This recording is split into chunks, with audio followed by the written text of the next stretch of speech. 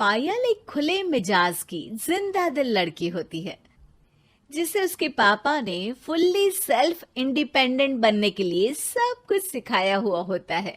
एक शाम पायल अपनी बाइक पर सीटी बजाते हुए कॉलेज से घर वापस पहुंचती है, जिसे देखते ही उसकी मम्मी गुस्से में पूरा घर सिर पर उठा लेती है। आ गई महारानी, बहुत बोलते थे मैं अपनी बेटी को सब कुछ सिखाकर दुनिया में मजबूती से खड़े रहना सिखाऊंगा, साथ में बेटी को लफंडर बनना भी सिखा दिया, ये नहीं बताया। क्या हुआ? आज ये कुकर इतनी सीटियां क्यों मार रहा है? सीटी? सारी फसाद की जड़ तेरी वो बाइक और सीटी है, उन्हीं से लड़के छेड़ती है ना तू। हाँ, ये तो गलत है, मुझे बताए बिना ही लड़का छेड़ दिया। हाय तौबा, ये कैसा पति और बेटी मिले हैं मुझे। अरे मम्मी यार, तुम ओवर एक्टिंग बंद करो, और मैंने कोई लड़का नहीं छेड़ा पापा। शिट यार।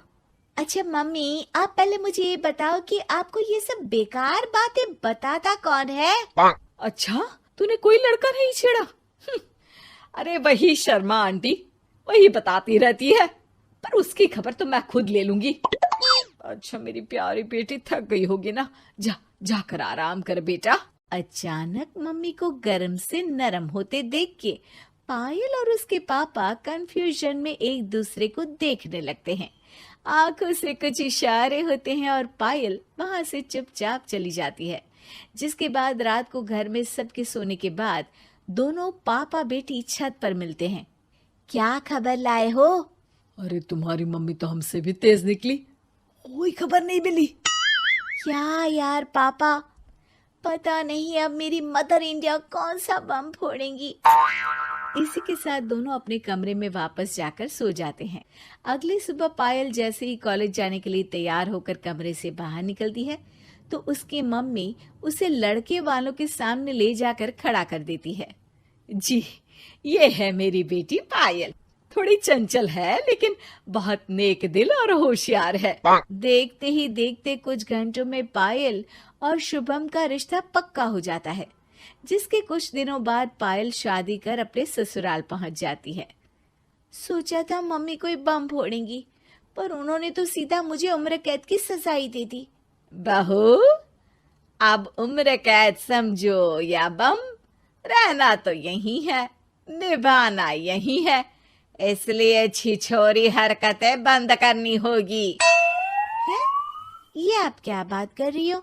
मैंने क्या किया? इतने मासूम ना बनो, मुझे तुम्हारे कारनामों के बारे में सब अच्छे से पता है। ऐसा बोलकर सास तो वहां से चली जाती है, लेकिन पायल सोच में पड़ी वहीं खड़ी रह जाती है।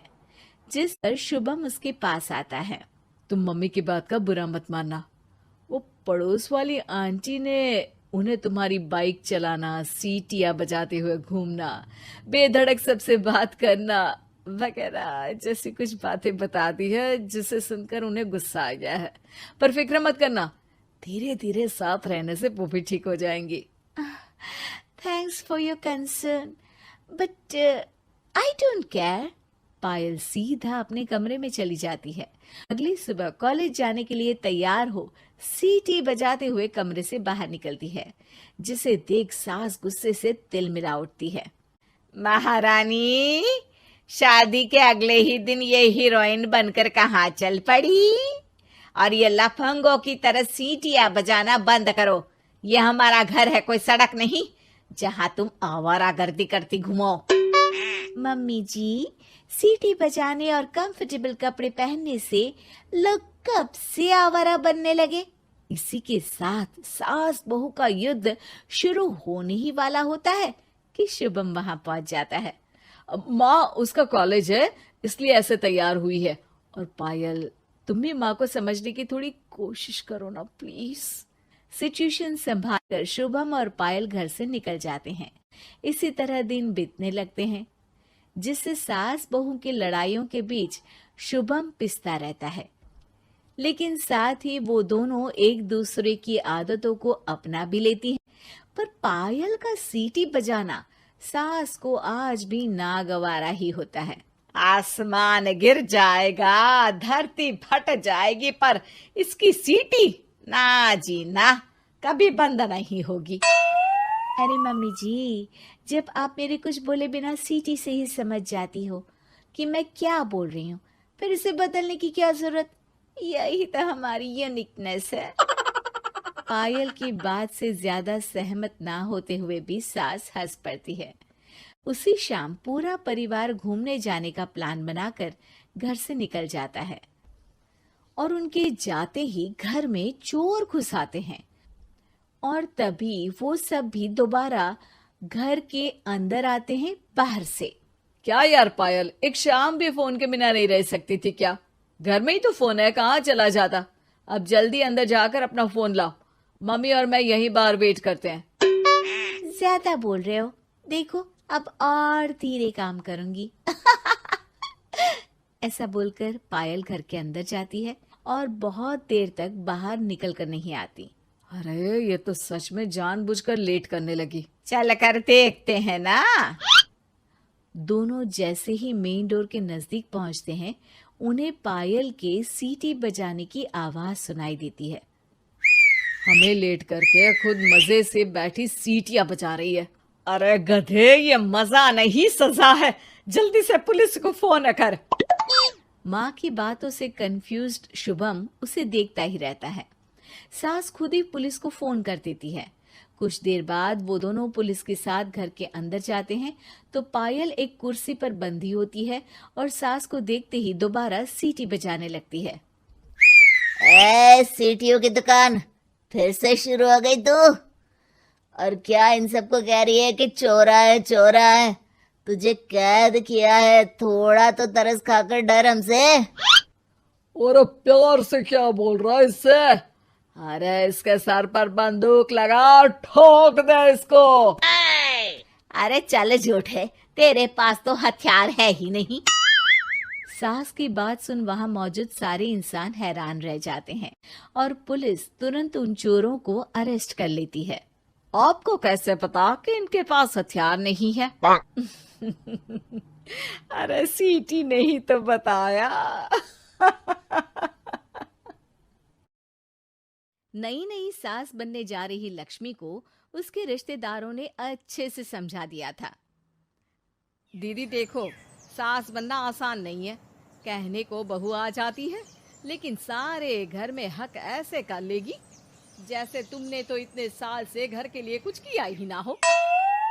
और नहीं तो क्या, मेरी वाली ने तो घर का नक्शा ही चेंज करवा दिया था। कहती है खिड़की यहाँ नहीं वहाँ करो, दरवाजा इस दिशा से खोलो और न जाने क्या क्या। अरे बताओ, 20 साल से क्या मैं गलत खिड़की दरवाजे के साथ रह रही थी? तभी वहां बेटी आ जाती है। हाँ माँ, और पक्का भाभी आने के बाद तो मेरा हाल बुरा ही होना है। तुम हर बात पर मुझे इग्नोर करोगी। हे भगवान, इतना सब कुछ होता है बहू के आ जाने पर, मुझे तो पता ही नहीं था। अरे एक हमारा जमाना था। अरे हमारा जमाना तो भूल ही जाओ कि सास के हाथ में कमान होती थी और हम कठपुतली। जीवन भर कठपुतली ही रहना है, पहले सास की और अब बहू की। खैर, मुर्गे की अम्मा कब तक खैर मनाती। हो जाती है बेटी की शादी और घर आ जाती है प्यारी सी पल्लवी। माँ जी चाय लीजिए। सास जो कि पहले से डरी हुई थी, हाँ लाओ लाओ। लेकिन चाय पीते ही थू, अरे इसमें किरकिरा सा क्या है? चाय में चीनी तो है ही नहीं। माँ जी वो ये बता रहे थे कि आपको शुगर की बीमारी है तो मैंने चीनी की जगह गुड़ का पाउडर डाला है, वो शुगर के लिए ठीक रहेगा। सास गुस्से से लाल हो जाती है। अरे नहीं नहीं, मैंने जीवन भर चीनी की ही चाय पी है, तो मैं तो चीनी वाली ही चाय पीऊंगी। तुम आई और मैं नियम बदल दूं?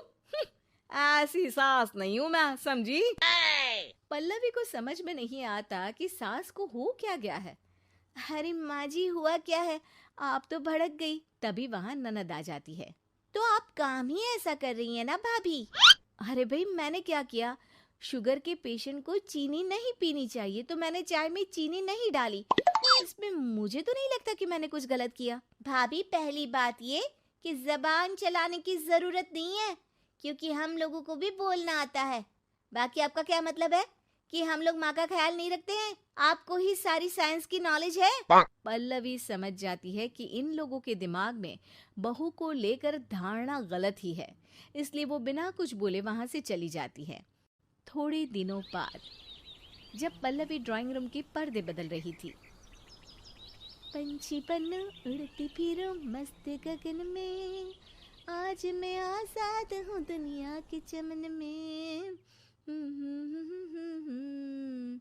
वाह जी वाह, आजाद होना तो अच्छी बात है, लेकिन हम लोग भी गुलाम नहीं है। ये पर्दे किससे पूछकर बदले जा रहे हैं, जरा बताओगी? अरे सासू माँ, जब से आई हूँ सोच रही थी कि पर्दे ठीक नहीं है। पता है, पर्दे इतने हल्के हैं कि दिन में बाहर से पूरा घर दिखता है। लोग झांकते हुए रास्ते से निकलते हैं, ये मुझे अच्छा नहीं लगता है। अरे वाह जी वाह, 5 साल से तो ये पर्दा लगा है, तब तो लोगों ने झांका नहीं। आज तुम आई हो तो लोग घर में झांकने लग गए, क्यों? अरे भाभी, आपको ये तो नहीं लगता कि आप हीरोइन जैसी दिखती हो या इतनी सुंदर हो कि लोग आपको झांक झांक कर देखते रहें? मैं भी रहती हूँ इस घर में, लेकिन मजाल है। पल्लवी सर पर हाथ रख लेती है, पर्दे लगाकर पुराने पर्दों को हटा देती है और निकल जाती है। देखा माँ, इसे कहते हैं मनमर्जी। आपने मना किया, फिर भी भाभी ने पर्दे हटा ही दिए। ठीक है बेटा, शुक्र करना पर्दे ही हटाए हैं। अरे कहीं किसी दिन ये हमें ही ना हटा दे। ऐसे कैसे हटा देंगी? हम क्या पर्दे हैं? दिन बीतते हैं और एक दिन सास और ननद वॉक पर निकली होती है कि पड़ोसन। क्या बात है, आजकल तो आप लोगों की कोई खोज खबर ही नहीं है। तरस गए हम लोग तो। अरे नहीं नहीं, बस घर पर ही रहते हैं पहले जैसे। पहले भी तो इतनी ही खोज खबर थी ना।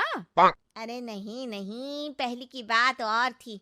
और बताओ बेटा, बॉयफ्रेंड से चक्कर चल रहा है कि खत्म हो गया? पहले तो पर्दे से दिख जाता था कैसे तुम सारा दिन टेलीफोन पर लगी रहती थी, कभी शर्माती कभी रोती। अब तो पर्दे भी मोटे लगा लिए तो कुछ ठीक से दिखाई भी नहीं देता।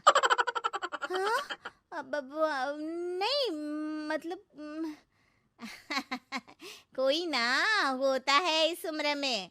और बताओ बहन जी, बेचारी बहू से तो पहले रोज तानेबाजी होती थी आपकी। रोज देखती थी कैसे उस पर आप दोनों मिलकर बरसा करती थी।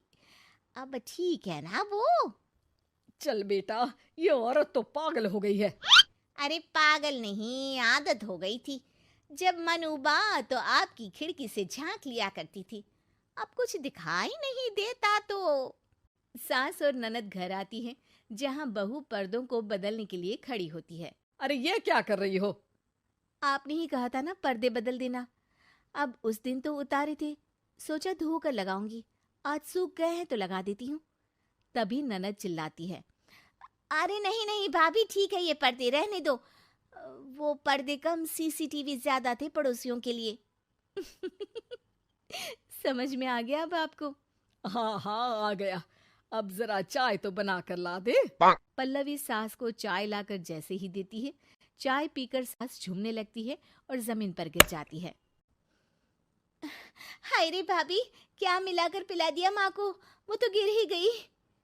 तभी बेटा डॉक्टर लेकर आता है। चेकअप के बाद डॉक्टर कहते हैं, ओ माय गॉड, इनका तो शुगर लेवल बहुत बढ़ गया है। क्या ये चीनी खाती है? हाँ डॉक्टर साहब, मैंने कई बार इनको चीनी की चाय और मीठा के लिए मना किया, लेकिन ये मानती ही नहीं। माँ को कुछ होगा तो नहीं ना? वो ठीक तो हो जाएंगी ना? अरे बहू की बात नहीं मानती तो क्या बेटी की भी नहीं मानती है ये? बेटा, आप नहीं रोकती अपनी माँ को चीनी की चाय और मीठा खाने से? बेटी क्या बोलती, उसे वो दिन याद आ जाते हैं जब उसने भाभी को इस बात के लिए भला बुरा सुनाया था। डॉक्टर के जाने के बाद, भाभी मुझे माफ कर दो। लोगों के कहने में आकर हम लोगों ने आपसे बहुत बुरा व्यवहार किया, जबकि ससुराल वालों को ये समझना चाहिए कि घर बहू का भी होता है।